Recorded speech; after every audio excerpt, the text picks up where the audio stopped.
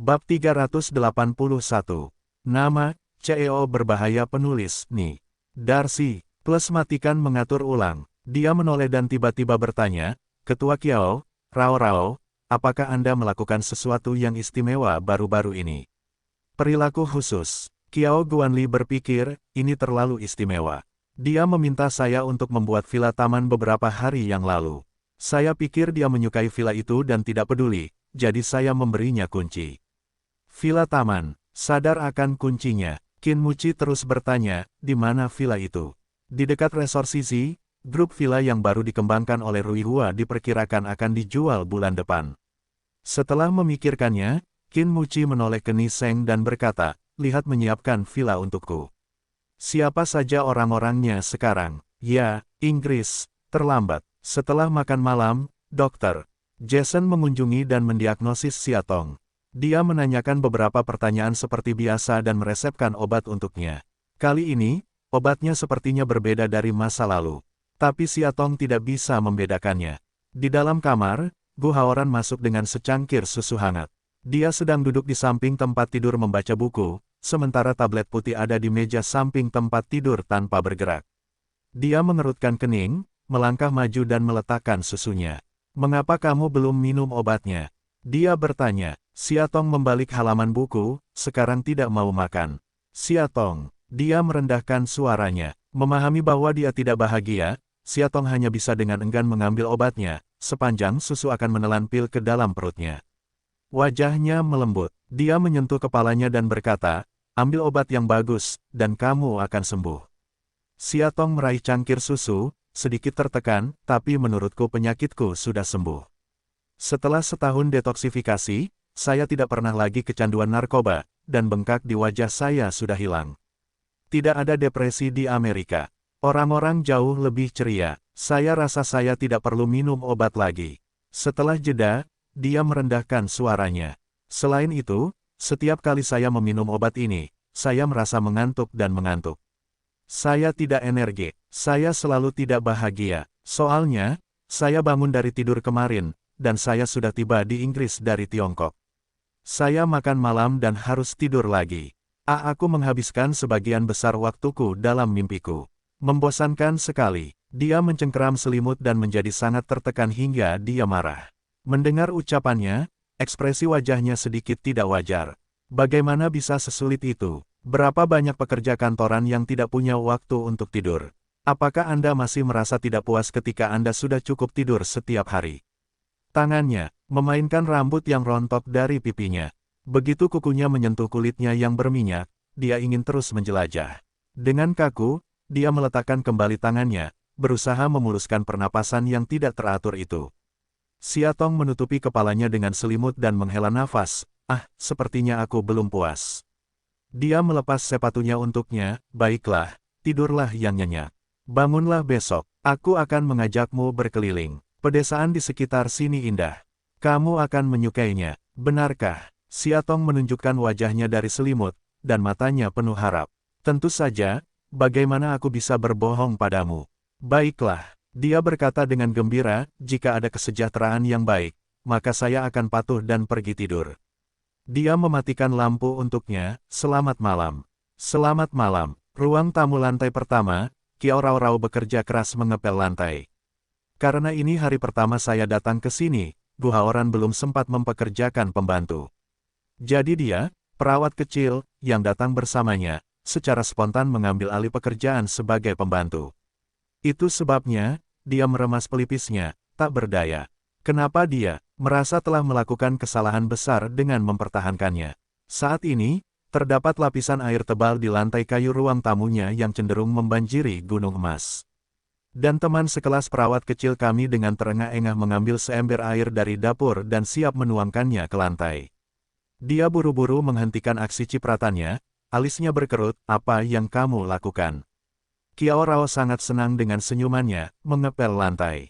Mengepel lantai dia mogok. Villa ini dipilih secara khusus olehnya, dengan gaya Inggris yang kuat, dan memiliki sejarah ratusan tahun.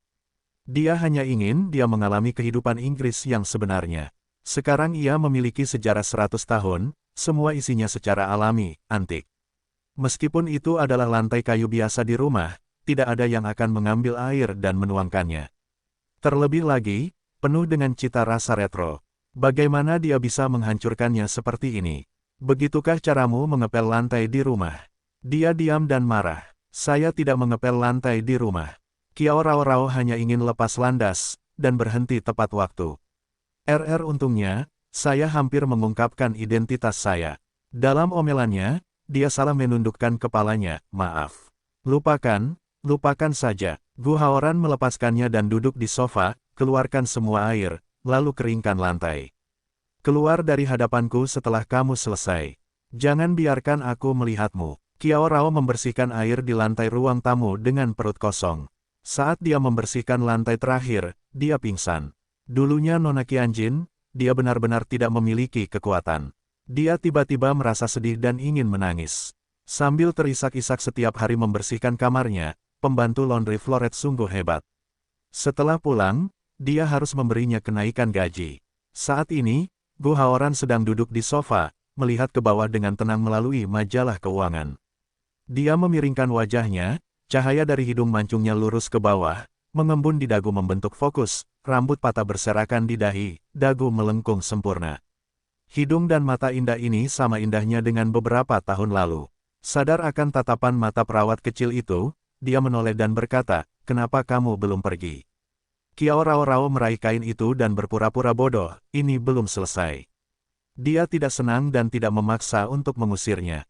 Bagi wanita, ia memiliki sikap tertentu, namun terkadang sulit untuk mempertahankannya.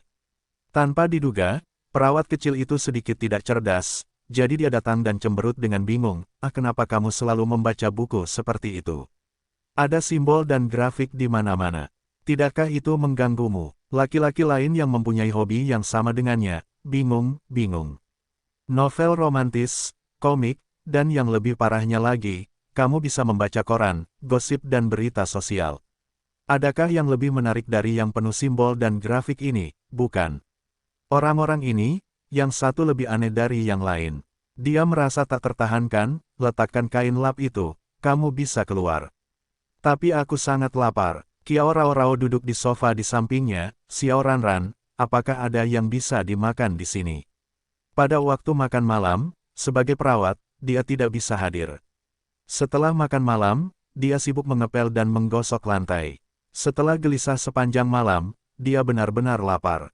Ranran kecil, mendengar nama itu, Gu Haoran mengejang. Sambil memegang telapak tangannya, dia berkata pada dirinya sendiri untuk tenang.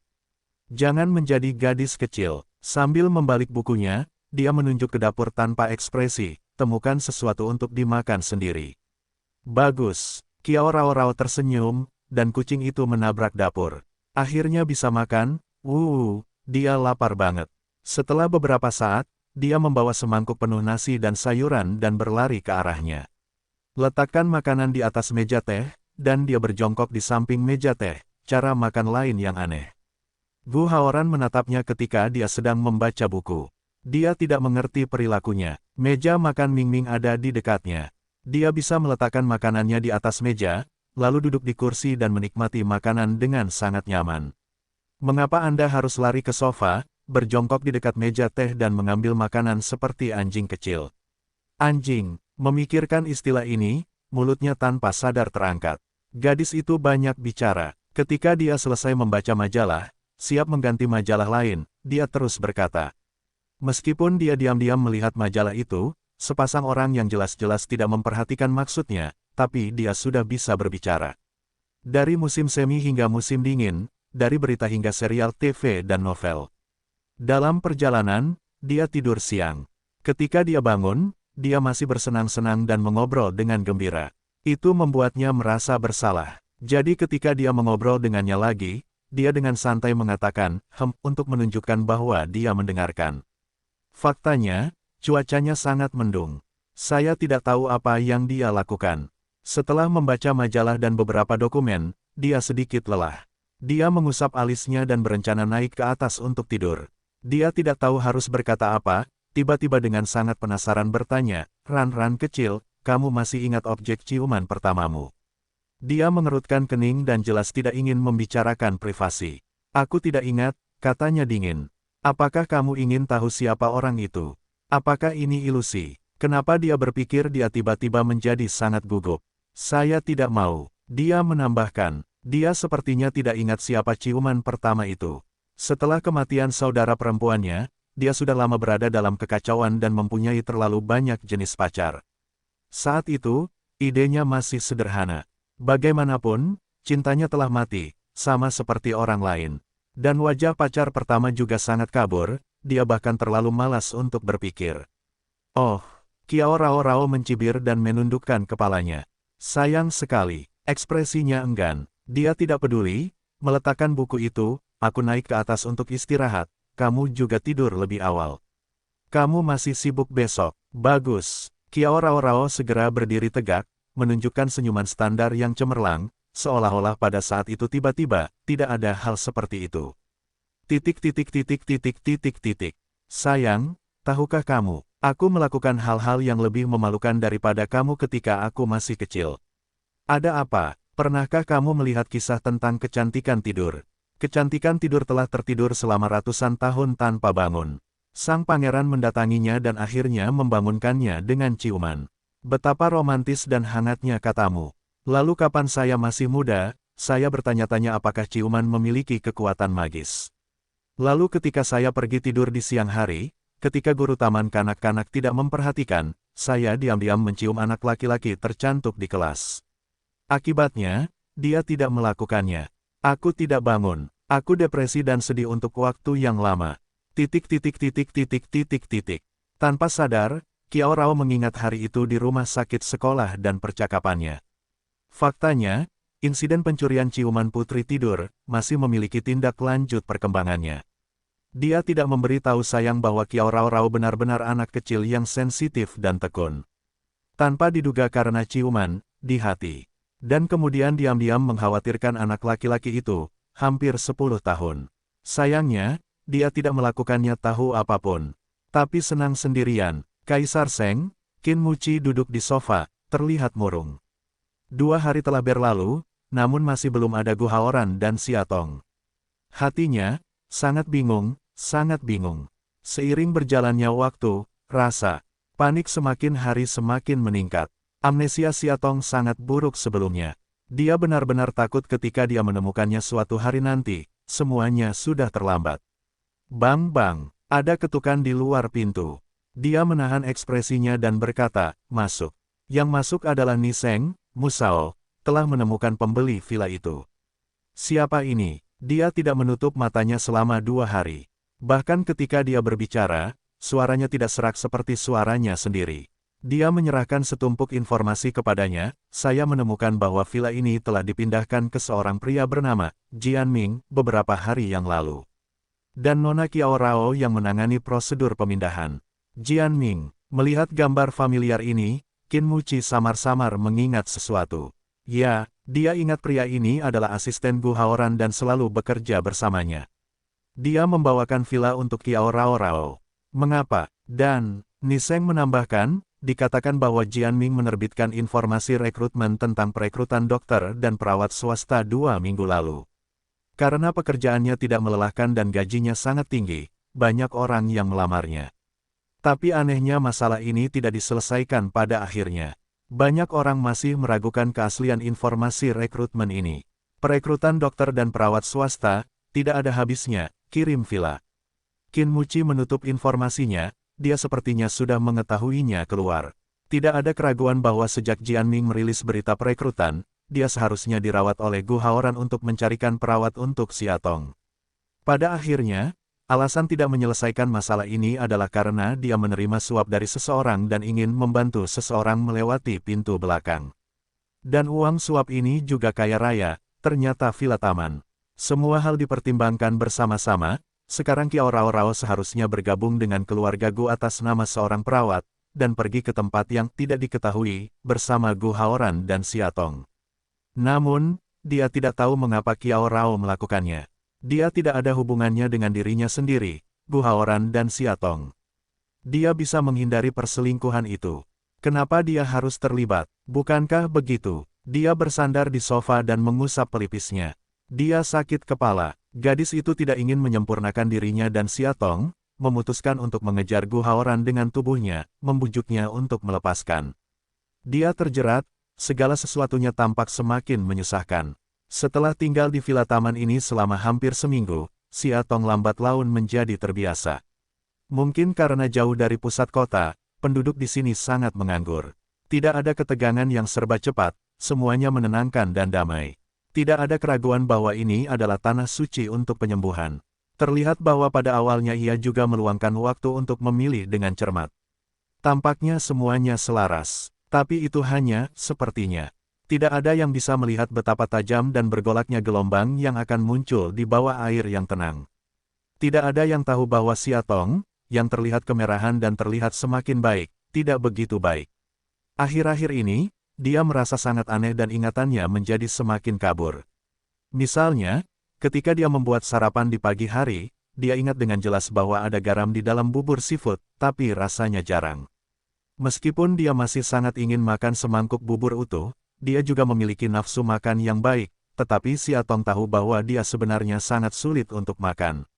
Contoh lainnya adalah dia tahu bahwa dia datang ke sini karena dia sakit, tetapi dia tidak ingat apa yang dia dapatkan. Kadang-kadang, dia bahkan tidak ingat Jian Ming yang telah bersamanya sepanjang waktu.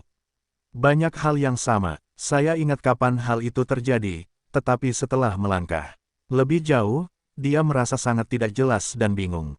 Sungguh aneh. Setelah sarapan, dia ingin jalan-jalan keluar. Gu Haoran sedikit khawatir dan ingin menemaninya, tapi dia menolak. Dia tidak bisa mengatakan alasannya. Dia hanya ingin berjalan sendiri dan tenang. Dia terlihat sedang makan, tapi tidak segan-segan, hanya mengatur agar seseorang mengikuti jauh di belakang, untuk menghindari kecelakaannya. Seseorang berjalan di sepanjang pedesaan, menghirup aroma rumput dan tanah, rasa kekacauan yang masih ada di benaknya, yang sedikit lega. Setelah berjalan hampir setengah jam, sebuah kedai kopi bernama Masa Kanak-Kanak ada di depan kami. Masa kecil masa kanak-kanak. Xia Tong menyukai nama itu. Nampaknya sudah menjadi kebiasaannya untuk datang ke kedai kopi ini di waktu senggangnya setiap hari. Dilihat dari tampilannya, dibandingkan dengan kedai kopi modis lainnya, Masa Kanak-Kanak lebih sederhana dan sederhana, namun juga memiliki daya tarik yang unik. Begitu Anda masuk, hal pertama yang Anda lihat adalah pembakar dupa berukir emas ungu di tengah ruangan. Asapnya mengepul dan wanginya memenuhi ruangan. Di dunia asing, melihat dekorasi ala China seperti itu akan membuat orang merasa memiliki. Xia Tong benar, pemilik kafe itu adalah orang Cina. Tentu saja, dia tidak melihat pemiliknya. Dia hanya mengetahui dari obrolan orang lain bahwa wanita ini datang ke sini lebih dari 10 tahun yang lalu dan membuka kedai kopi ini. Dikatakan bahwa dia memiliki banyak temperamen, tetapi dia sudah bertahun-tahun tidak menikah. Dikatakan bahwa dia selalu pendiam. Konon jajanan miliknya terkenal ratusan mil. Terlalu banyak legenda membuat Xia Tong penasaran. Entah mengapa seorang wanita lemah berani meninggalkan kampung halamannya dan membuka masa kecil yang begitu istimewa namun menawan di negeri asing. Di lantai pertama villa, Qiao Rao menghentakkan kakinya dan terus berjalan dari satu sisi ke sisi lain. Alisnya yang terangkat menunjukkan kegelisahan batinnya. Dia telah berada di villa selama seminggu penuh. Tapi tampaknya hal itu tidak berkembang seperti yang diharapkannya. Jelas bahwa dia di sini untuk menjadi agen yang menyamar, jelas bahwa dia ingin membujuk Gu Haoran untuk melepaskannya dengan sedikit ketulusan, sudah jelas bahwa dia ingin Qin Muhai dan Xia Tong bersatu kembali dan memiliki ibu lagi. Tapi kenapa, bodoh sekali, cepat mengepel lantai. Kemoceng melambai ke pantatnya, Qiao Rao menjerit dan melompat setinggi 3 kaki. Apa yang kamu melakukan memukul orang? Dia menoleh dan melotot. Wanita parubaya di depannya adalah Chen Yuan. Tentu saja, yang ini bukan Chen Yuan, yang membuat pahlawan menjadi cantik dalam kemarahan, tetapi pengurus rumah tangga Gu Haoran 3 beberapa hari yang lalu. Lingkaran ini memiliki 2 keistimewaan. Yang pertama adalah dia bulat, tidak berwawasan luas dan gemuk, yang tercermin secara tajam dan jelas di tubuhnya. Yang kedua adalah Lao Ai dan Qiao Rao tidak bisa akur satu sama lain, dan mereka selalu suka mencari kesalahan padanya. Akhir-akhir ini, Qiao Rao dalam disiplinnya, berkali-kali menangis sedih dan menyedihkan. Kamu harus bekerja keras dan mengepel lantai. Bisakah aku mengalahkanmu? Lihat dirimu, kikuk. Saya sudah berlarut-larut selama 3 jam. Tuanku memintamu makan gratis. Mendengar ini, Kiao Rao tidak bisa menahan diri untuk tidak bergumam, kamu tidak makan nasi dengan cuma-cuma. Apa katamu? Yuan mengangkat alisnya, sepasang mata sapi menatap wajah bulat besar itu, tampak garang tak tertandingi. Kiao Rao tidak suka bertengkar dengannya. Dia berbalik dan mengepel lantai. Dia membaca dalam diam, ya, saya makan nasi. Hanya kamu yang makan nasi hitam, nasi hitam. Pantas saja hatinya begitu hitam, wajahnya begitu sangat hitam, badannya sangat hitam ham. Saat itu, sesosok tubuh masuk dari pintu. Kiao Rao secara tidak sengaja melirik ke masa lalu, tiba-tiba tampak seperti melihat juru selamat. Tuan, Jen, dia memanggil dengan manis. Melihatnya, punggung Jianming secara naluriah tegak, yo. Dia berhenti, Nona Gu, apa yang bisa saya lakukan untuk Anda?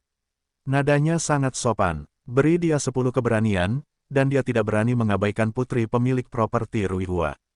Kiao Rao memperhatikan nampan di tangannya dan bertanya, apakah Anda akan mengantarkan kopi kepada Tuan Gu? Jianming tidak mengerti apa yang dia lakukan ketika dia bertanya. Dia hanya merasa senyuman gadis itu berbahaya. Dia hanya bisa mengeraskan kepalanya dan berkata, ya.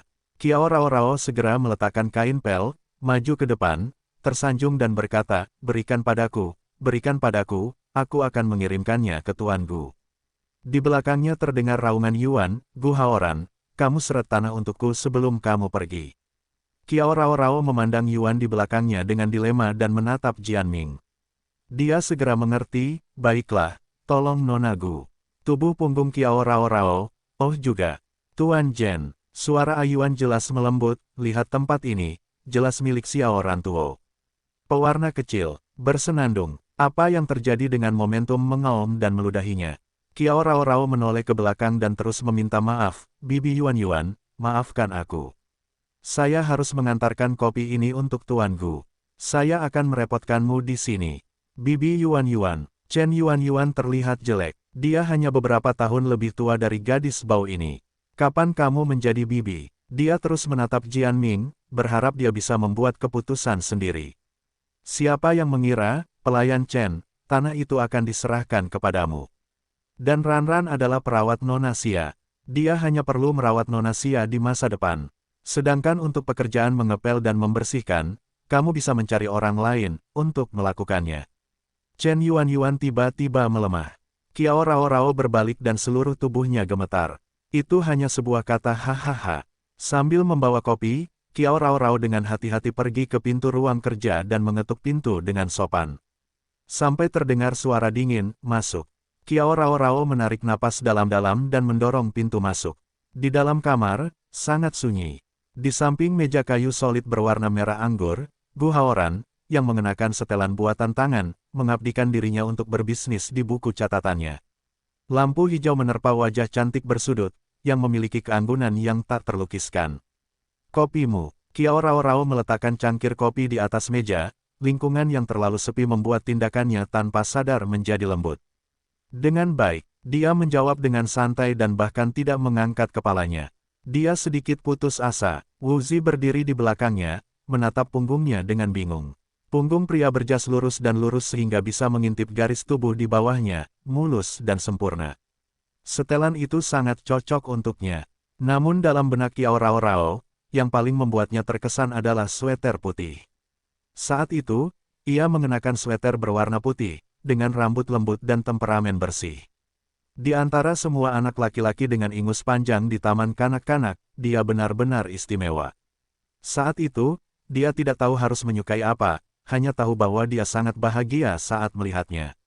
Dan dia secara tidak sengaja mengucapkan sepatah kata pun, bisa bergembira selama beberapa hari. Gu Haoran mengetik sebentar, dan sepertinya merasa haus. Mata masih menatap layar komputer di depanku, meraih kopi. Sayangnya dia menggunakan dua hal sekaligus. Alih-alih mengambil cangkirnya, dia dengan sembarangan membalikkan kopinya, dan cairan coklat itu menyebar ke seluruh meja. Kiao Rao lah yang pertama kali memanggil. Dia segera mengeluarkan beberapa serbet dari sakunya dan menutup kopi agar cairannya tidak mengalir deras. Mengapa kamu di sini? Gu Haoran memandang dengan dingin dan mengatakan sesuatu dengan dingin. Aku akan membawakanmu kopi, kata Zhou Rao, yang sedang mengelap meja. Dia mengerutkan kening dan tampak terlihat tidak senang. Dia ingat dengan jelas bahwa dia menyuruh Jianming untuk mengantarkan kopi. Bagaimana dia bisa mengubahnya padanya?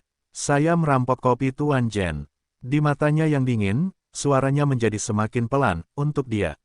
Selesai berkata, dia pun tanpa sadar mengulurkan tangannya, mengusap kening yang tidak ada keringat. Nah, apa yang harus saya lakukan? Begitu dia berbicara dengannya, dia akan menjadi sangat gugup. Dia terus memindainya. Di depannya, gadis itu berkulit kuning dan hitam dan terlihat sangat buruk. Namun pada wajah seperti itu terdapat ciri-ciri wajah yang halus dan cantik. Namun, dia sedikit menyipitkan mata, mengapa menurutnya wajah ini sangat familiar. Sepertinya, di mana Anda pernah melihatnya? Kiao Rao mengusap keningnya lagi, bagaimana melakukan? Dia gugup dan ingin diam. Ada noda kopi di ujung jarinya. Saat dia menyeka dahinya dari kiri ke kanan, bedak tebal berwarna gelap perlahan-lahan menghilang, memperlihatkan kulitnya yang putih dan bersih. Semuanya terlihat di matanya, tapi dia tidak tahu apa-apa. Gu Haoran mengangkat bibirnya dan menunjuk ke arahnya, kemarilah. Hah, Kiao Rao sangat kaku hingga dia tersipu. Hehe, dia tersenyum padanya. Aku benar-benar tersenyum padanya. Apa yang harus dilakukan? Dia sangat gugup. Dengan sombong, Kiao Rao menundukkan kepalanya dan mendatanginya. Sepasang jari dingin mengangkat rahangnya dan memaksanya mengangkat kepalanya. Dan tangan lainnya dengan seenaknya mengusap wajahnya, menggosok ke kiri dan ke kanan. Di pupil mata pria itu, ada sesuatu yang tidak bisa dia lihat dengan jelas. Wajah Kiao Rao memerah. Dia menyentuhnya. Di hadapan keintiman lawan jenis yang aneh, dia tidak boleh, seperti dalam drama TV, dengan berani mencabut akar kehidupannya, dan kemudian secara alami mengangkat rambutnya, dengan anggun dan dingin berkata, saya X. Tapi apa yang terjadi sekarang? Wajahnya sangat merah, tubuhnya sangat panas, jantungnya berdetak sangat cepat. Oh gelombang tidak, Yuan, Lai, ya, ini dan seterusnya. Kiao Rao memegangi hatinya dengan kusut. Dia baru saja membersihkannya. Oh, sambil menundukkan kepalanya, dia berkata, Tuan Gu, saya akan keluar dulu. Anda dapat terus bekerja. Dengan baik, dia mengangguk. Pada saat pintu ditutup, dia merentangkan telapak tangannya, dan sedikit warna kuning keabu-abuan di ujung jari tangan kanannya membuatnya tampak menakjubkan. Bersandar di kursinya, dia menutup matanya. Semula dalam 2 hari terakhir, ia berencana memecat pekerja perawat kecil yang gagal total dan kembali ke rumah. Namun kini, dia meremas tiket pesawat di laci mejanya dan membuangnya ke tempat sampah. Tapi sekarang, dia mengetahui bahwa dia sepertinya telah diikuti. Menjelang makan malam, Xia Tong akhirnya kembali. Akhir-akhir ini, kulitnya semakin membaik, dan orang-orang juga semakin bersemangat. Setelah makan malam, dia bersandar di sofa bersulam jahitan silang, sementara dia menemaninya membaca buku. Tak satu pun dari mereka berbicara, tetapi anehnya suasananya damai dan hangat. Kurang dari 1 jam, dia mengantuk, lalu memegang bantal, tidur nyenyak. Dia meletakkan buku itu, dengan lembut, sangat hati-hati untuk menarik bantal dari pelukannya. Wanita kecil yang kehilangan barang yang dipeluknya tanpa sadar mengulurkan tangannya dan memeluk lengannya. Dia menggonggong 2 kali dan terus tidur. Wajah tidur itu, seperti biasa, lembut dan mengharukan. Sudut mulut memunculkan senyuman, jika ada pusaran senyuman di sudut mulut yang tampak tidak jelas, bagaimana panggilan seseorang tidak dapat menggerakkan penglihatannya. Gu Haoran mengulurkan tangannya ke arahnya dan meletakkan rambut acak-acakan itu di belakang telinganya. Melihat wajah tenangnya yang tertidur, hatinya tiba-tiba menjadi berat. Akhir-akhir ini, dia tidur lebih lama, dan kelupaannya menjadi lebih serius dari sebelumnya. Kadang-kadang, memandangnya bingung, sangat sulit mengingat apa, tapi bagaimana tidak bisa mengingat ekspresi cemasnya. Dia akan selalu sangat berhati-hati untuk menyembunyikan rasa bersalah dan bersalahnya. Dia tidak tahu apakah yang dia lakukan itu benar. Awalnya saya hanya ingin membantunya, saya tidak ingin melihat penderitaannya. Di rumah sakit Amerika, sepanjang malam tidak bisa tidur, menangis, bahkan melukai diri sendiri, bunuh diri setiap kali dia ketakutan. Saat itu, ia tampak berjalan di tepi tebing setiap menitnya. Jika dia tidak memperhatikan, dia mungkin akan hancur berkeping-keping. Untuk pertama kalinya dalam hidupnya, dia merasakan rasa takut, gelisah, takut kehilangan. Akhirnya, saat dia pucat untuk terakhir kalinya, dia membawanya keluar dari kamar mandi. Dia memutuskan untuk membiarkannya melupakan masa lalu. Ya, lupakan semuanya. Lupakan satu persatu ketidakbahagiaan, ketakutan, kengerian dan mimpi buruk seperti masa lalu. Dia menelepon Dr. Jason dan menjelaskan apa yang dia maksud. Meskipun Dr. Jason terkejut, dia tidak menolaknya. Ini resep yang bagus untuknya. Obat ini berat, tapi dosisnya tepat. Hal itu tidak akan membahayakan otaknya, namun secara perlahan dan sedikit demi sedikit dapat mengikis ingatannya dan mengaburkan masa lalunya. Hingga akhirnya, hanya dialah satu-satunya yang tersisa dalam ingatannya. Dari awal sampai akhir, dia bersamanya. Berdiri, dia mengangkatnya dan menaiki tangga. Dia tahu bahwa dia egois, tetapi setengah tahun yang lalu, malam setelah pengobatan pertamanya, kecanduan narkoba muncul lagi, tetapi dia memeluknya tanpa ragu. Keserakahan dan keterikatan, seolah-olah dia adalah sandaran hidupnya. Saat itu, dia tahu bahwa dia tidak bisa melepaskannya. Bawa dia ke tempat tidur, tutupi, dan dia keluar. Jianming tidak tahu kapan dia berdiri di luar pintu. Tuan Gu, Dokter Jason telah datang dan menunggu Anda di ruang kerja. Dia menutup pintu dan mengangguk, ikutlah denganku. Dalam penelitian tersebut, seorang pria parubaya dengan rambut pirang dan mata biru telah menunggu lama. Melihat Gu Haoran memasuki pintu, dia bangkit, melepas topinya dan memberi hormat. Halo Pak, ini sangat lancar dalam bahasa Cina. Gu Haoran mengangguk padanya dan duduk di kursi kulit hitam. Tangan di atas meja, pegangan mikro, tentang situasi terkini Siatong, Dokter Jason, Anda juga harus melihatnya. Dia mengangguk, Nona Sia semakin pelupa akhir-akhir ini.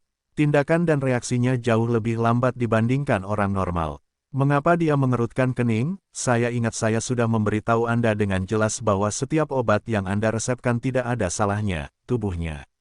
Tetapi Tuan Gu, Anda juga harus tahu bahwa obat adalah racun.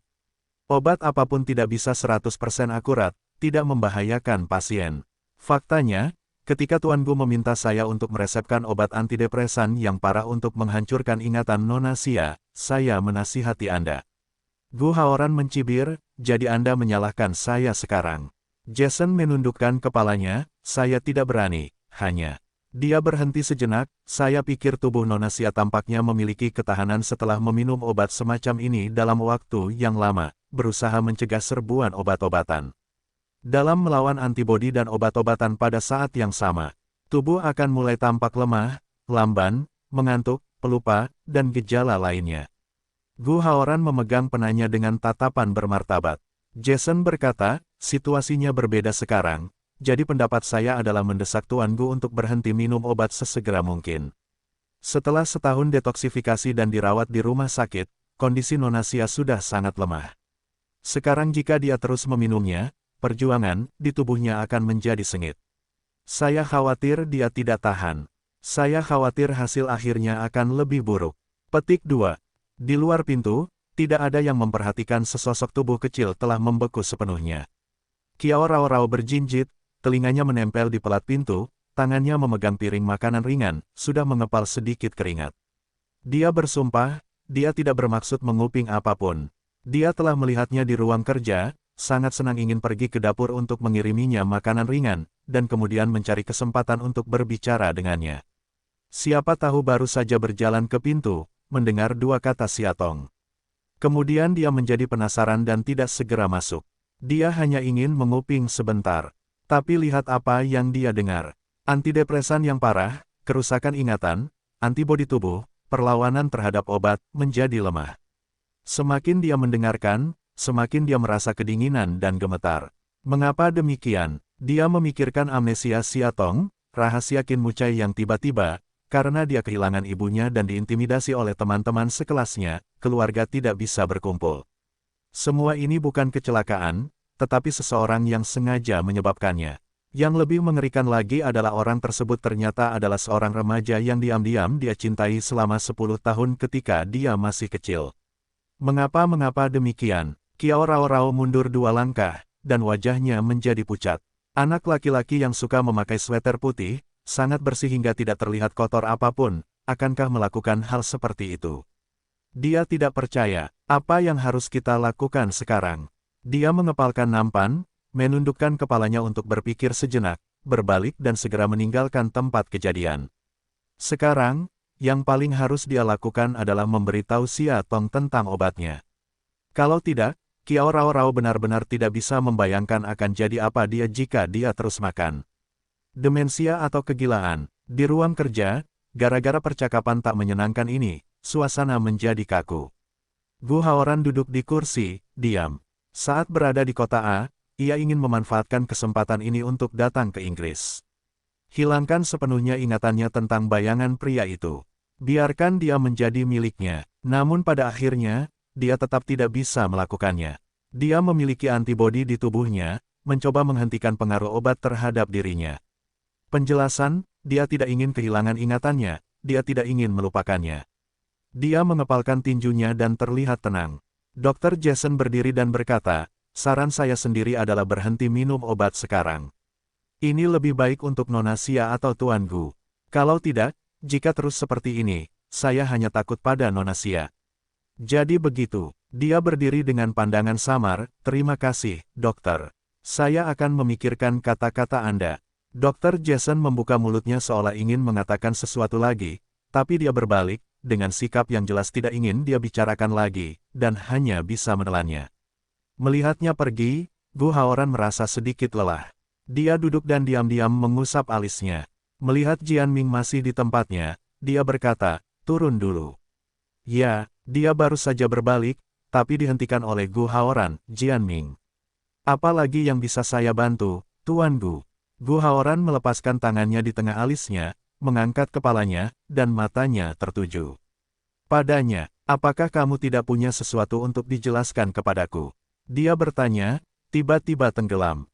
Karena sudah lama bersama Gu Haoran, dia tahu bahwa sekali dia menunjukkan ekspresi seperti itu berarti dia tidak bisa menyembunyikan sesuatu.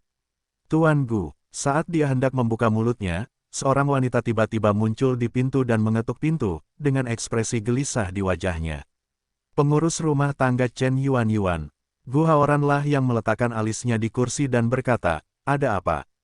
Chen Yuan menggosok tangannya, dia tidak tahu apa yang salah dengan suasananya. Dia bertanya, maaf mengganggu Pak. Hanya saja saya baru saja meminta gadis Ranran datang ke sini untuk mengantarkan makanan ringan, tapi saya tidak menunggu lama dia kembali. Hanya ingin melihat apakah dia ada di sini. Dia masuk ke dalam rumah lagi dan memastikan dia tidak melihat Gu Haoran. Lalu dia berkata dengan wajah kecewa, sepertinya dia tidak ada di sini. Aku akan pergi ke tempat lain untuk mencarinya. Pinggang bundar hanya ingin berputar keras, tapi tiba-tiba Gu Haoran berseru, kamu bilang, kamu baru saja menelepon Gu. Setelah jeda, dia benar-benar tidak melewatkan kecanggungan itu. Nama, apakah kamu memintanya untuk mengantarkan makanan ringan? Melihat wajahnya tidak benar, Chen Yuan tidak diketahui. Jadi, ya. Kapan? Suaranya tenggelam. Belum lama ini, 20 menit yang lalu. 20 menit yang lalu 20 menit yang lalu 20 menit yang lalu. Saat dia sedang berbicara dengan dokter Jason, gadis itu datang. Gu Haoran sedang memegang sudut meja. Pada saat ini, bahkan Jian Ming, yang berdiri di satu sisi, menyadari sesuatu yang buruk.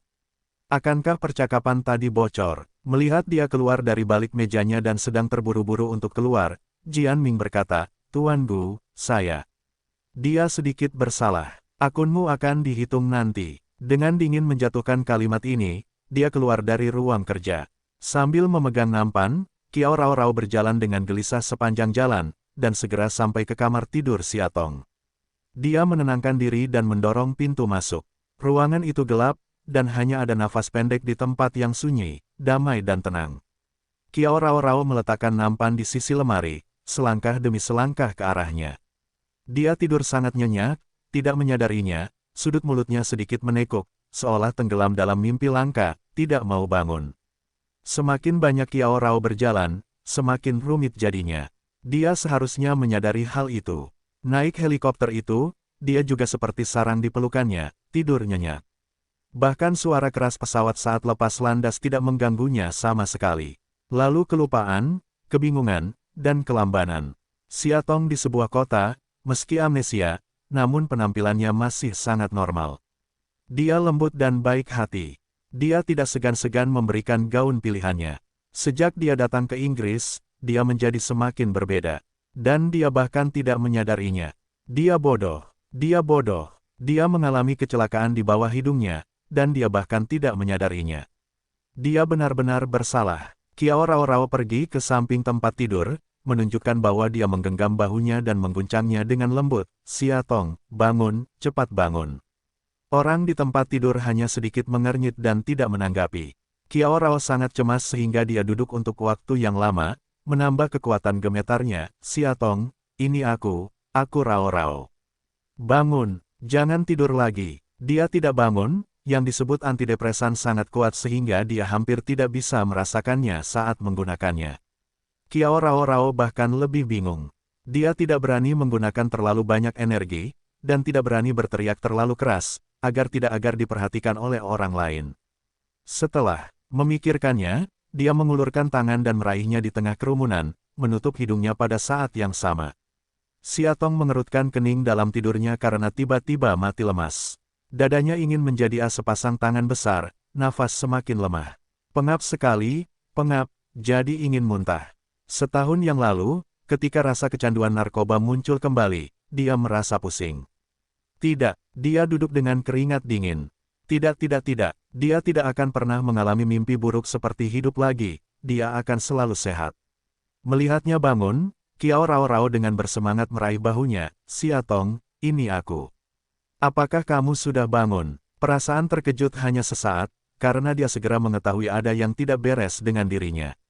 Siatong menatapnya lama, dan tiba-tiba bertanya dengan nada aneh, siapa kamu? Kiao Rao terkejut. Maaf. Siatong mengusap keningnya, kamu seharusnya mengenalku, tapi akhir-akhir ini aku sakit. Aku tidak bisa mengingat banyak hal dengan jelas. Maaf, tapi bisakah kamu mengingatkanku? Mata Kiao Rao basah. Dia tidak tahu apa yang terjadi. Bagaimana dia bisa menjadi seperti ini hanya dalam beberapa hari? Bagaimana dia bisa menjadi seperti ini? Siatong, aku perawatmu. Apa kamu tidak ingat, seminggu yang lalu, kita terbang bersama dan datang ke sini bersama. Kamu sangat menyukaiku, dan Bu Haoran memohon agar aku tetap tinggal. Aku sudah menjaganya, kamu akhir-akhir ini. Apa kamu tidak begitu ingat? Dia mengerutkan kening dan berpikir sejenak, lalu wajahnya menjadi rileks dan dia tertawa gembira. Ah, itu kamu, aku ingat kamu. Sepertinya dia benar-benar berhati-hati tentang dia akhir-akhir ini, namun detailnya sangat kabur. Dia tidak ingat, tapi samar-samar dia tahu bahwa ada orang seperti itu. Mendengar ucapan itu, hidung Kiao Rao sangat masam. Siatong, apakah kamu masih ingat Kiao Rao? Kiao Rao dari sebuah kota. Dia menunjukkan ekspresi kosong. Kota A. Kiao Rao. Benda apa ini? Kenapa dia sangat aneh? Di mana Qin Mucai? Dia bertanya dengan keras kepala. Dia menggelengkan kepalanya. Di mana sayangku? Dia masih menggelengkan kepalanya. Kiao Rao hampir menangis. Dia tidak tahu harus berkata apa. Dia sangat ingin menangkap pelakunya sekarang. Dia terluka. Sial, dia telah jatuh cinta padanya selama 10 tahun. Sepengetahuanku, 10 tahun yang lalu, ketika dia menikamnya di kepala babi dekat sarang lebah, dia seharusnya sudah benar-benar melupakannya. Pahami sekarang tidak ada waktu untuk omong kosong, Kiao Rao memutuskan untuk mempersingkat cerita, mengambil yang paling kritis. Dia tenggelam, mencubit bahunya dan berkata, Siatong, saya Kiao Rao. Meskipun jika kamu tidak mengenalku, kamu harus percaya bahwa aku tidak akan menipu atau menyakitimu. Jadi, kamu harus percaya apa yang aku katakan selanjutnya. Siatong menatap gadis di depannya dengan tatapan kosong. Meskipun dia tidak tahu banyak tentang hal itu, dia mengangguk, baiklah. Dia berkata dengan suara yang dalam, jangan minum obat yang diberikan Bu Haoran lagi padamu. Jangan mengambil apapun lagi, dia sengaja ingin menghapus ingatanmu, sengaja ingin kamu melupakan beberapa hal penting. Sebuah kota dan suami serta anak-anakmu telah menunggumu, dia selalu mencintaimu, dia. Kata-kata Kiao Rao terhenti tiba-tiba, karena dia merasakan sesuatu yang dingin menempel di belakang kepalanya. Intuisi memberitahunya bahwa itu adalah pistol. Siatong masih mendengarkan dengan seksama. Ketika dia melihat pistol itu, dia tiba-tiba berteriak, ah. Wajah Gu Haoran bersinar di matanya. Dia meletakkan pistolnya dan berkata pada Jian Ming, tarik dia ke bawah. Jian Ming ragu-ragu sejenak dan melangkah maju. Gu Haoran memperingatkan, jika kamu berani melanggar perintahku lagi, biarkan dia pergi tanpa izin. Aku berjanji kamu akan menyesalinya. Jian Ming menundukkan kepalanya, ya. Selesaikan ucapan untuk maju ke depan dan menarik Kiao Rao Rao. Tanpa diduga, dia berseru dengan penuh semangat, Gu Haoran, jangan sakiti dia lagi. Kamu tahu dia sama sekali tidak mencintaimu. Apa yang kamu lakukan tidak ada gunanya. Kamu hanya akan menghancurkannya. Dia hanya akan membencimu. Dia melihat bahkan lebih tidak senang lagi, hentikan mulutnya, tarik ke bawah. Tidak, Kiao Rao Rao berjuang keras, tetapi kekuatannya terlalu lemah dibandingkan dengan Jian Ming yang kuat. Dia harus mengikutinya dan selangkah demi selangkah meninggalkan ruangan. Tidak bisa bicara, dia hanya bisa membuka matanya, menatap tak bergerak ke tempat tidur Siatong, matanya karena kegelisahan hingga darah merah. Seolah menyadari penglihatannya, Siatong juga mendongak. Tanpa diduga, sesosok tubuh terhalang di depannya, tubuhnya adalah Gu Haoran. Dia berjongkok dengan satu lutut di tempat tidur, meraih tubuh kurusnya dan memeluknya erat. Seolah menyadari sesuatu, Siatong mulai gemetar, dia meraih dari balik bahunya, kamu. Jangan tanya apapun. Dia membenamkan kepalanya di rongga bahunya, Siatong, jangan tanya apapun. Aku tidak akan menyakitimu, aku mencintaimu, aku tidak akan pernah menyakitimu. Tidak akan. Suara itu pelan-pelan merendah, dan pada yang terakhir sepertinya membujuknya dan menipu dirinya sendiri. Siatong membiarkannya memeganginya dengan bingung, pengendalian narkoba di otaknya terlalu kacau, sehingga dia tidak bisa mendengar apa yang dia katakan. Untuk waktu yang lama, napasnya perlahan mereda. Telapak tangan besar Gu Haoran ada di bahunya, menepuk lembut. Setelah beberapa saat, dia mendengar hembusan napas stabil di bahu dan lehernya, dan dia tertidur. Siatong, dia menoleh padanya. Dia tidak menjawab. Dia menutup matanya dan tertidur. Beberapa helai rambut lembut beserta aksinya tergantung di pipinya, rambutnya sedikit berduri. Nafasnya sangat dekat, hembusan hangat di lehernya. Ini ringan dan ambigu. Hatinya bagaikan tertiup angin musim semi, panas dan kering tak henti-hentinya, perasaan itu sulit diredam. Titik. Situasi saat ini berbeda dari awal, jadi pendapat saya adalah mendesak Tuan Gu untuk berhenti minum obat sesegera mungkin. Setelah 1 tahun detoksifikasi dan dirawat di rumah sakit, Nona Xia sudah sangat lemah. Sekarang jika dia terus meminumnya, perjuangan di tubuhnya akan menjadi sengit. Aku khawatir dia tidak tahan. Aku khawatir hasil akhirnya akan lebih buruk. Petik 2. Gu Haoran, jangan sakiti dia lagi. Kamu tahu dia tidak mencintaimu sama sekali. Apa yang kamu lakukan tidak ada gunanya. Kamu hanya akan menghancurkannya, dia hanya akan membencimu. Tanpa sadar, aku teringat apa yang baru saja dikatakan Kiao Rao. Benci dia, dia berkata, apakah dia akan membencinya? Dia meraihnya, memegang bahunya, dan membaringkannya di tempat tidur. Dalam kegelapan, matanya tertuju pada wajah halus, yang lebih dalam. Kenapa dia tidak ingin berhenti minum obat untuknya? Bagaimana dia bisa membiarkannya menderita penyiksaan seperti itu? Dia juga ingin dia jatuh cinta padanya ketika dia sadar sepenuhnya. Tapi apakah itu mungkin? Sudah setahun. Dia sudah menunggunya selama sepanjang tahun. Dia berpikir selama dia cukup sabar dan cukup peduli. Suatu hari, dia akan sangat melupakan Qin, semua yang ada di kota, dan bersamanya. Namun setahun terakhir, ia melihat harapan itu sedikit demi sedikit meredup, hingga pupus. Selain putus asa, dia tidak tahu apa yang tersisa. Setidaknya, sekarang dia bisa membiarkannya memeluknya, bisa tinggal bersamanya di tempat sepi ini, setidaknya dia tidak akan menyebut pria di depannya itu.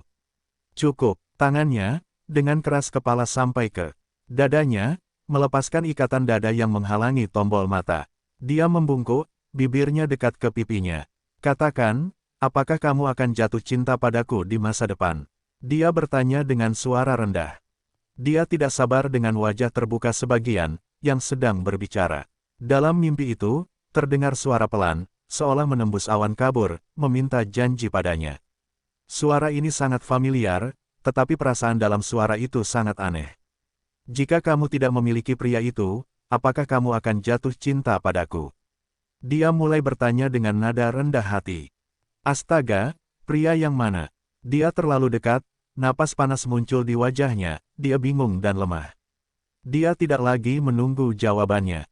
Ia percaya bahwa keajaiban kehidupan harus diciptakan oleh dirinya sendiri. Jika kamu memilikinya, kamu tidak takut dia tidak mencintaimu. Bahkan jika dia membencinya, lalu kenapa? Lagi pula dia milikmu. Itu jahat. Tidak peduli apakah dia jahat atau tidak, biarkan dia menjadi bagian dari Anda. Bahkan jika dia ingat suatu hari nanti, banyak fakta yang sudah ada tidak dapat diubah lagi. Ya, kepemilikan, sebelum dia bangun. Aroma samar melayang darinya, dan terlihat jelas di hidungnya. Tubuh dan pikirannya panas dan haus. Dia mengulurkan tangannya dan mengusap garis bibirnya dengan pulpa jarinya, lagi dan lagi, sangat dekat dan lembut. Dalam tidurnya, dia merasa gatal dan tidak bisa menahan diri untuk tidak menjilat lidahnya. Tapi seperti dosis afrodisiak, biarkan dia menyalakan api di padang rumput dalam sekejap. Dia menundukkan kepalanya dan menciumnya. Pada awalnya, itu hanya sentuhan ringan dan tentatif. Bibirnya terasa hangat, membuat bibir mikronya terbuka tidak nyaman, bernapas dengan lembut, mengeluarkan erangan lembut. Lidahnya, seiring dengan situasinya, tiba-tiba menemukan lidahnya terjerat. Nafasnya yang membara membelai bibirnya dan membuatnya jatuh ke dalam kondisi seperti mimpi. Irama jantungnya mulai bergetar, jari-jari ramping masuk ke sepanjang kerah yang terbuka. Semakin dalam, pelukan semakin erat hingga dia tertidur, harus mengerutkan kening. Seluruh ruangan menjadi berat dan penuh rasa posesif, seolah-olah akan memicu gelombang yang paling heboh. Tangannya, dari dada halusnya mulai bergerak ke bawah, bersandar ke atas hingga membakar otot nyeri dada dan perutnya. Lalu, di bawah baju tidurnya, tarik ujung celana dalamnya, hanya ingin memudar dengan lembut. Dalam tidurnya, dia tiba-tiba memeluk lehernya dan bergumam, "Muci, aku mengantuk." Wajahnya kaku, dan dia sangat khawatir. Dia baru saja memanggilnya Kin, aku. Semua gerakan terhenti sepenuhnya pada saat itu. Tiba-tiba, dia ingin tertawa. Jadi ternyata bahkan dalam situasi sekarang, dia masih tidak bisa melupakannya, atau tubuh panas itu menjauh dan menjadi sangat dingin dalam sekejap. Dia duduk, cengkeraman mikro di jantung kepalan tangannya menunjukkan keengganan yang dalam di hatinya, tapi akhirnya hanya bisa perlahan terungkap. Dia mendandaninya dan menutupinya. Sejak awal, ekspresi kaku, tapi selalu tak mampu menyebar. Dia benci, tidak mau, dan tidak bisa berbuat apa-apa. Ternyata dia masih belum bisa melakukannya. Dia tidak bisa memaksanya dan menyakitinya ketika dia tidak sadarkan diri. Berdiri, dia menutup pintu untuknya. Berbalik, dia menemukan Jianming menunggu di luar. Dia menahan diri dan bertanya, di mana dia? Jianming tahu bahwa dia bertanya pada Kiao Rao dan menjawab, saya menguncinya di loteng. Dia mengangguk. Jianming ragu-ragu sejenak, dan akhirnya bertanya, Tuan Gu, apakah Anda benar-benar berniat untuk menahannya di sini sepanjang waktu? Saya hanya khawatir pihak ketua Kiao tidak mudah untuk menjelaskannya, hanya seorang putri yang begitu berharga, yang selalu dimanja. Jika Anda memberitahu dia, Kiao Rao telah ditutup oleh Gu Haoran, saya khawatir segalanya akan menjadi tidak terkendali. Dia tertawa, bahkan jika Kiao Guanli benar-benar ingin berurusan denganku, apakah menurutmu aku akan takut? Jianming terdiam. Dalam ingatannya, Gu Haoran sepertinya tidak takut pada apapun. Bahkan jika dia sekuat Kaisar Seng, dia tidak pernah memperhatikannya. Rui Hua sebenarnya bukan apa-apa, tapi dia selalu merasakan sesuatu yang buruk. Gu Haoran menepuk pundaknya, jangan khawatir, aku punya rasa kesopanan.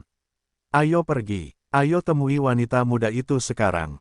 Di loteng yang gelap, Kiao Rao berjalan dengan cemas. Semakin dia memikirkannya, semakin dia menyesalinya.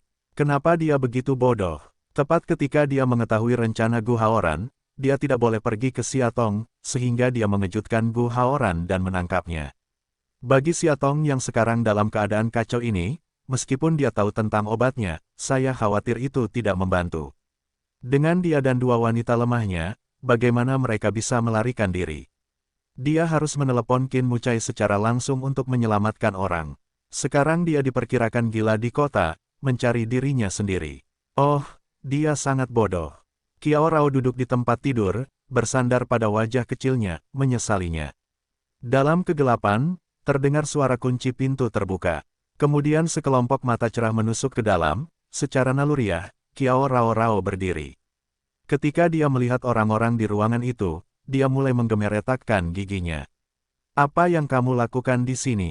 Dia melangkah maju, menamparkan dadanya dan mendorongnya ke pintu. Kamu keluar, kamu keluar, kamu keluar. Kamu tidak diterima di sini, kamu bajingan. Gu Haoran didorong mundur beberapa langkah olehnya, dia memelintirnya pergelangan tangan, berani apa yang kamu punya?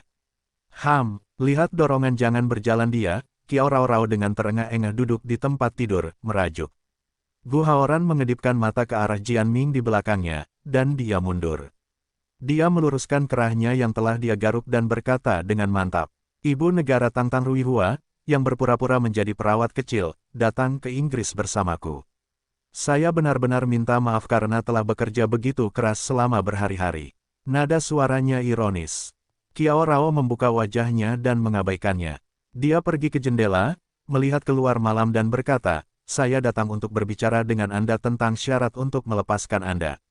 Tetapi jika Anda harus menghadapi saya dengan sikap seperti itu, Nona Kiao akan diminta untuk merendahkan diri untuk tinggal di loteng kecil yang dingin ini selama beberapa hari ke depan. Mendengar itu, Kiao Rao akhirnya mengambil tindakan, dan melihat ke arahnya, kamu ingin melepaskanku. Dia memalingkan matanya dan tidak berkata apa-apa. Kiao Rao bergumam, bagaimana bisa?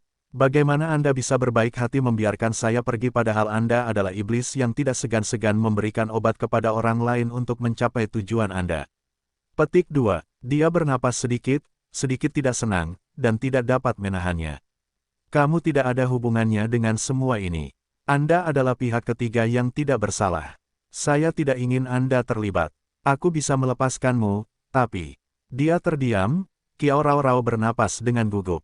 Tapi apa? Aku bisa melepaskanmu. Tapi saat kamu kembali ke kota A, kamu harus tutup mulut tentang semua yang terjadi di sini. Petik 2. Kamu kentut. Kiao Rao dengan tegas menolak, aku tidak bisa diam, kamu menyerah secepat mungkin. Matanya bersinar, lebih berat, karena kata-katanya. Dasar gadis kecil yang konyol. Kalau begitu, tidak ada yang perlu dikatakan. Dia berbalik dan berjalan keluar. Dia tidak peduli dengan Kiao Guanli. Dan alasan mengapa dia bersedia memberinya pilihan adalah karena itu. Gu Haoran, dia menghentikannya dari belakang, mengapa kamu melakukan ini padanya? Kamu tahu, dia tidak mencintaimu, mungkin dia tidak akan mencintaimu di masa depan. Mengapa kamu tidak melepaskannya dan mendoakan kebahagiaannya? Daripada menyiksanya seperti ini, apakah kamu merasa senang saat melihat rasa sakitnya? Lepaskan, siksa, sakit. Dia terlihat semakin tidak bahagia. Dia pikir dia itu apa? Menurut dia, seberapa banyak yang dia ketahui tentang semua ini? Dan kamu? Dia berbalik dan bertanya dengan dingin. Kiao Rao tercengang, aku. Kamu sudah lama naksir aku, dan tidak tahu aku tidak mencintaimu, tapi apakah kamu melepaskannya? Kiao Rao membeku, dia tahu segalanya. Jika kamu tidak bisa melakukannya sendiri, apa hakmu untuk memaksa orang lain? Kiao Rao, apakah kamu pikir kamu adalah juru selamat? Apakah kamu pikir orang akan melakukan apapun yang kamu katakan?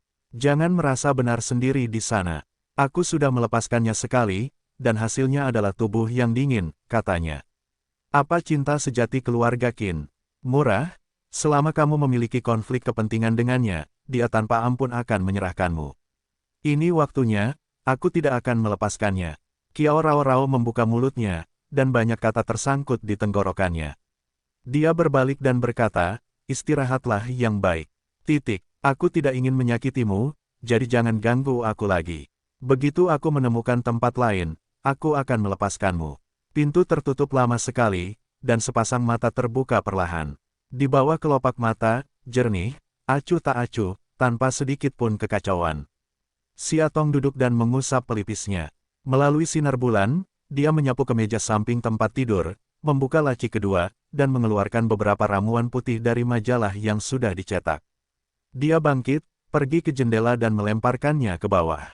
Villa Lake Garden, berantakan.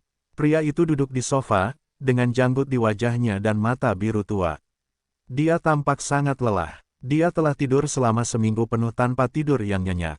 Hari-hari ini, dia selalu terbangun oleh mimpi yang tak terhitung jumlahnya. Mimpi adalah wajahnya yang familiar, tetapi dengan mata yang aneh dan dingin, pertanyaan yang berbisa. Aku benci kamu, aku benci keluarga Kinmu. Karenamu aku diracuni, karena kamu, aku akan mengalami depresi amnesia, kamu adalah kamu adalah kamu. Hatinya mulai sakit lagi. Dia bersandar di sofa dan menutupi dadanya. Menunggu rasa kesemutan yang terus-menerus hilang. Hingga, dia merasakan sepasang tangan lembut diletakkan dengan lembut di tempat rasa sakitnya, diremas perlahan. Dia membuka matanya dan terkejut. Penurut musim panas sedang memiringkan pantat kecil, berjongkok di sampingnya, baiklah hati-hati menguleni tempat sakit hatinya. Gosok dan tiup dengan lembut. Dulu, setiap kali lututnya berdarah, ibu selalu memberikan obat dan meniupkan udara ke lukanya. Dan sungguh menakjubkan bahwa lutut, yang dulunya sangat sakit, kini tidak sakit lagi. Baru saja, ayah, rasanya sangat menyakitkan. Apakah selama dia meniup dengan keras, dia tidak akan terluka? Membaca ini, Xia Guoguai menggembungkan pipinya dan berusaha lebih keras untuk meniup. Qin Muci mengangkat alisnya dan menggendong putrinya. Kenapa kamu tidak pergi ke sekolah hari ini? Dia berkata, hari ini, gurunya sakit dan izinkan kami pulang lebih awal. Katakan, dengan baik. Dia mengangguk dan menggendong putrinya. Ayah, kamu terlihat sangat sedih akhir-akhir ini. Apa yang ada dalam pikiranmu? Apa yang harus dilakukan? Dia sangat sedih melihat ayah begitu sedih. Ibu tidak ada di sini, sayang kecil memutuskan untuk menggantikan ibu dan memberikan kehangatan ayah. Dia mendorongnya menjauh dan berkata, di mana aku terlihat sedih? Sayang kecil menjawab dengan serius, alis ayah dulu indah. Tetapi akhir-akhir ini selalu mengerutkan kening. Mata ayah juga indah, akhir-akhir ini sangat gelap, ayah selalu tertawa setiap kali dia melihat gadis yang baik, tapi sepertinya dia tidak tertawa akhir-akhir ini. Dia cemberut dan terlihat kesal. Qin Muci adalah seorang leng, awalnya minggu ini, dia mengalami begitu banyak perubahan, tetapi dia tidak mengetahuinya. Dia memeluknya, ayah salah, oke.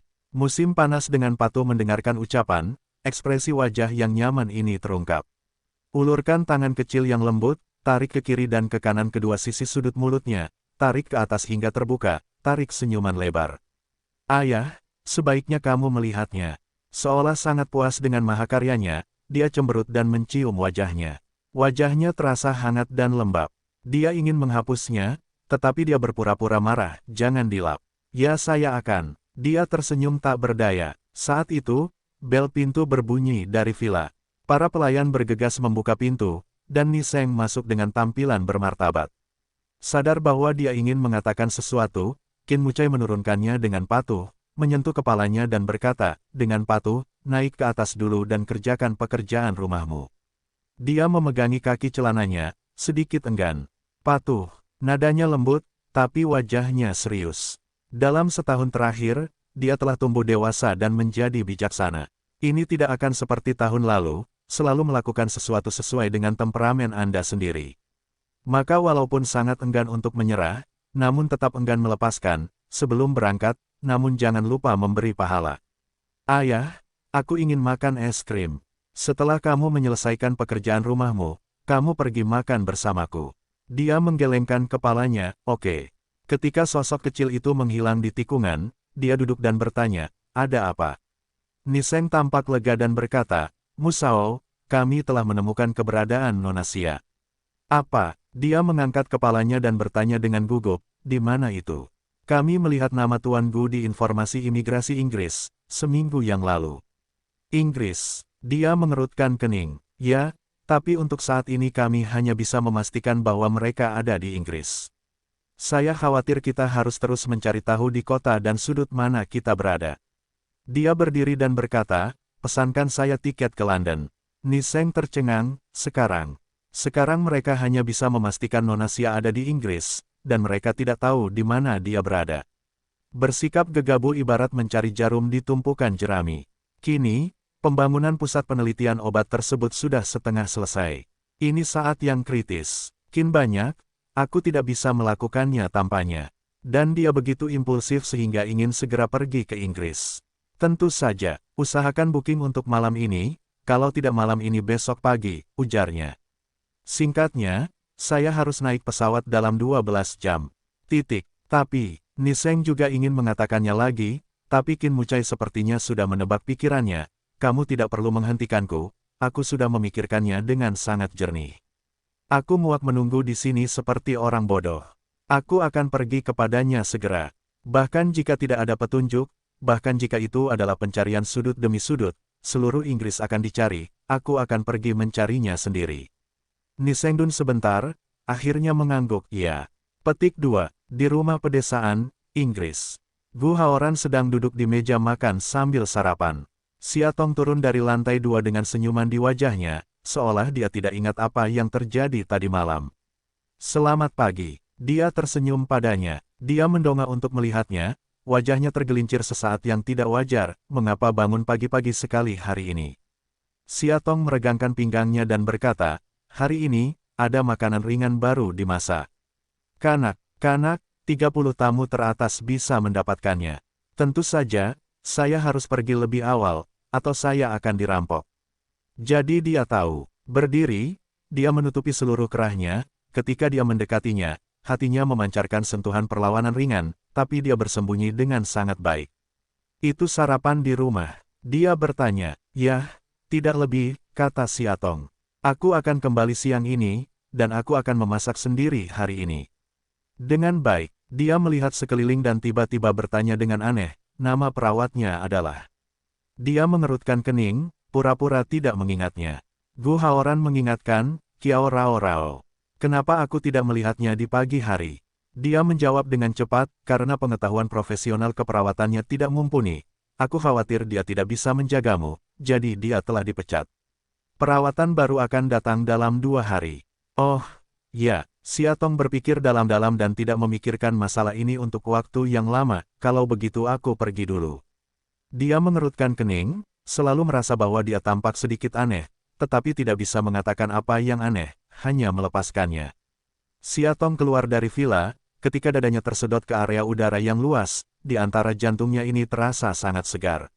Uleni pelipis, otak masih kacau balau dan kosong. Kali ini, dia benar-benar melupakan banyak hal, tapi bukan berarti dia bodoh. Tadi malam, kata-kata Kiao Rao Rao, meskipun dia mendengarnya samar-samar, dia masih mencubit telapak tangannya dan tanpa sadar ingin mendengar lebih banyak lagi. Jadi, dia mendengarnya. Dia mengatakan bahwa Gu Haoran memberikan obatnya untuk dengan sengaja menghapus ingatannya. Dia bilang dia punya suami, punya anak dan telah menunggunya. Saat itu, dia merasa ragu. Hanya ketika kemudian melihat Gu Haoran mengeluarkan pistol ke bagian belakang kepala Kiao Rao Rao, dia samar-samar, semuanya mengerti. Dia ingin mempercayainya, tapi dia tidak ingin dijadikan seperti eksperimen. Ketika pintu masa kanak-kanak dibuka, hanya ada sedikit tamu hari ini, hanya 2 atau 3 orang yang duduk di dekat jendela. Siatong memesan secangkir cappuccino seperti biasa, lalu kue. Embrio telur berwarna kuning muda, dilapisi krim putih, di atasnya tersebar beberapa buah stroberi. Ini gaya kue yang sangat umum, tetapi rasanya berbeda dari yang lain. Ringan tapi tidak berminyak, setiap gigitan, seolah di ujung lidah bisa tetap ada sisa rasa yang samar. Siatong tidak suka yang manis-manis, tapi dia hanya menyukai masa kanak-kanak. Dan samar-samar dia merasa bahwa dia pernah makan makanan ringan yang sama sebelumnya, bukan di masa kanak-kanak, di tempat lain. Dia tidak ingat, tapi dia yakin. Hari ini, dia memikirkan apa yang terjadi tadi malam, sambil mengaduk kopi, dengan santai. Tapi aku selalu merasa ada sepasang mata di toko yang menatapku. Dia mendongak, tidak mengherankan, dan matanya, jauh. Pemilik mata itu tertegun, dan terlihat jelas kejutan dan kecelakaan di matanya yang gelap. Nyonya, bagaimana Anda bisa datang ke Inggris? Siatong terkejut mengangkat kepalanya, tetapi melihat wajah apel di depannya, dia terkejut. Nyonya, Rongran ingin menangis bahagia, kemana kamu pergi setahun yang lalu? Tahukah kamu bahwa Tuan Muda sangat ingin menemukanmu? Aku selalu memikirkanmu dalam mimpiku. Sungguh menyedihkan, Nyonya, seorang Tuan Muda, sayang. Siatong mengerutkan keningnya, siapa yang bisa memberitahunya, di depan gadis ini pada akhirnya berkata apa? Itu, dia ragu-ragu dan bertanya, saya, apakah Anda mengenal saya? Rongran tertegun, Nyonya, apakah Anda tidak mengenal saya? Saya Ranran. Siatong melepaskan tangannya dan tersenyum malu, maaf, itu dia ada banyak hal, aku tidak ingat. Namun demikian, dia tetap memperhatikan apa yang baru saja dia katakan. Itu, dia menunjuk ke posisi sebaliknya dan berkata, bisakah kamu duduk? Ayo bicara pelan-pelan. Begitu Rana mendengar bahwa dia tidak ingat apa-apa, matanya memerah. Dia mengangguk sibuk dan duduk di seberangnya. Tak jauh dari kedai kopi, ada seorang pria yang sedang duduk. Melihat kemunculan Ella, dia ingin bangun berjaga-jaga. Siatong tahu bahwa dia harus dikirim oleh Gu Haoran. Sebelumnya, dia mengira dia melindunginya, tapi sekarang, dia merasa lebih seperti pengawasan. Tiba-tiba, tangannya, sayangnya, terjatuh kopi di atas meja, dan kopi itu, sayangnya, terciprat ke sweater krem. Ranran berteriak panas, berdiri. Siatong sibuk berdiri, dengan wajah tak berdaya, maaf aku tidak bermaksud. Saat itu, seorang penjaga toko telah datang dan berkata, apa yang bisa saya bantu? Siatong meraih lengan Ranran dan berkata, tidak, saya akan melakukannya saja, bawa dia ke kamar mandi. Siatong telah mengunjungi toko ini berkali-kali, jadi dia tahu di mana kamar mandinya. Saat membawa Ranran ke kamar mandi, Siatong memperhatikan bahwa pria itu tampak sedikit khawatir, tetapi tidak mungkin. Siatong berharap dia tidak berani mengikuti kedua gadis itu ke kamar mandi. Tidak takut dibujuk sebagai orang mesum. Begitu pintu kamar mandi ditutup, Siatong menyandarkan punggungnya ke pintu, tampak serius dan dingin, dan bertanya, apakah kamu tahu namaku? Siatong, jawabannya cepat. Siatong merasa lega, sepertinya dia benar-benar mengenalnya. Sesuatu terjadi pada saya dalam setahun terakhir, dan saya tidak dapat mengingat banyak hal di masa lalu dengan jelas, katanya. Bisakah Anda memberitahu saya sesuatu tentang hal itu, termasuk tuan muda Anda, istri Anda, dan kekasih Anda? Saya ingin tahu segalanya. Garden Villa, Gu Haoran keluar dari ruang kerja, dia tidak tidur sepanjang malam tadi malam. Dia tinggal di ruang kerjanya hampir sepanjang malam. Butuh satu pagi lagi untuk menyelesaikan semua pekerjaan yang terkumpul hari ini. Saat ini, dia merasakan kelegaan yang tak terkatakan. Saat dia membuka kancing mansetnya, dia turun ke bawah dan mengangkat matanya untuk melihat bahwa Chen Guanjia sedang mengarahkan dua pelayan untuk memindahkan sayuran segar ke dapur. Chen Yuan juga melihatnya, sibuk tersenyum menyanjung, Tuan Gu. Dia mengangguk, taruh semuanya di sana. Saya akan memasak siang hari ini. Kamu memasak? Chen Yuan curiga. Begitu dia diundang ke villa sebagai pembantu rumah tangga, dia takut dengan gaya hidup keluarga. Suami bertanggung jawab bekerja di luar untuk mencari uang, sedangkan istri harus tinggal di rumah untuk memasak, mengerjakan pekerjaan rumah, dan melayani suaminya. Alhasil, nyonya rumah keluarga ini tidur lebih dari 12 jam sehari. Meski sudah bangun, ia tetap duduk membaca atau keluar untuk minum kopi. Sebaliknya, sang suami yang terlihat sangat mandiri ini tidak hanya bekerja dan merawat istrinya, tetapi juga sesekali memasak untuk menyenangkan nyonya rumah. Tapi juga selalu takut melihat istrinya marah. Pria seperti itu, sempurna. Chen Yuan tidak bisa menahan nafas, bagaimana mungkin dia tidak bertemu dengannya. Baiklah, dia menyingsingkan lengan bajunya dan pergi ke dapur seolah dia tidak ingin banyak bicara. Diusir, Chen Yuan tidak ada hubungannya, jadi dia memutuskan untuk pergi menemui Luke, kesayangannya. Luke adalah anjing Bomei yang dipeliharanya. Dia cantik dan penurut. Dia selalu membawanya. Saat pertama kali datang ke sini, Gu Haoran merasa antipati. Dia takut memelihara anjing berdampak buruk bagi Siatong, jadi dia memerintahkannya untuk membawanya pergi. Meskipun Chen Yuan sangat sedih, dia memahami bahwa yang agung adalah kebenaran terbesar dari tuannya. Jadi walaupun sedih, tapi juga hanya bisa menyusahkan teman. Untuk membantu menjaganya, itu hanya sesuatu yang tidak dia duga. Pada akhirnya ternyata menjadi sebuah terobosan. Nyonya rumah tidak hanya menyukai anjing, tetapi juga Luke yang pintar dan bijaksana. Setiap kali setelah makan malam, dia suka menonton TV bersamanya. Melihat dia menyukainya, Gu Haoran tidak pernah menyebutkan akan mengantar Luke pergi lagi. Luke, di taman, Chen Yuan berjinjit dan memanggil. Luke, sayangku di mana kamu? Tanpa diduga, di hari kerja, begitu aku memperhatikan napasnya, aku akan sangat senang jika kehabisan Luke kecil. Hari ini, tidak ada suara. Chen Yuan mengerutkan kening, sedikit aneh, dan terus menangis. Luke, jangan petak umpet dengan ibu, cepat keluar. Tiba-tiba, tubuhnya tampak membeku di tempat. Kemudian terdengar teriakan dari taman. Ah! Di dapur, Gu Haoran, yang sedang mencuci iga dan bersiap membuat sup, mengerutkan kening karena tidak senang karena jeritan yang menyayat hati ini. Dia mencuci tangannya dan keluar dari dapur. Jauh dari sana, dia melihat sesosok tubuh bulat, membelakanginya, tak bergerak, bahu gemetar, seperti sedang menangis. Itu adalah pengurus rumah tangga Chen Yuan. Dia maju dan bertanya, ada apa? Dia masih tidak bergerak, bahunya semakin bergetar. Gu Haoran melangkah ke depannya, dan matanya sedikit tertegun saat melihat mayat lembut di tangannya. Ini Lukas, dan, misalnya, mati. Apa yang telah terjadi? Mata Chen Yuan merah, bahunya gemetar, dan dia sepertinya menahan rasa sakit yang luar biasa. Dia selalu memiliki hubungan yang mendalam dengan Luke. Tuan Gu, dia tersedak, Luke sudah mati. Sudah mati. Bagaimana bisa mati? Gu Haoran tidak berbicara. Dia selalu lincah dan cantik, patuh dan patuh. Bagaimana dia bisa mati? Petik 2. Bagaimana? Dia berjongkok, memeluk tubuh Luke sambil menangis.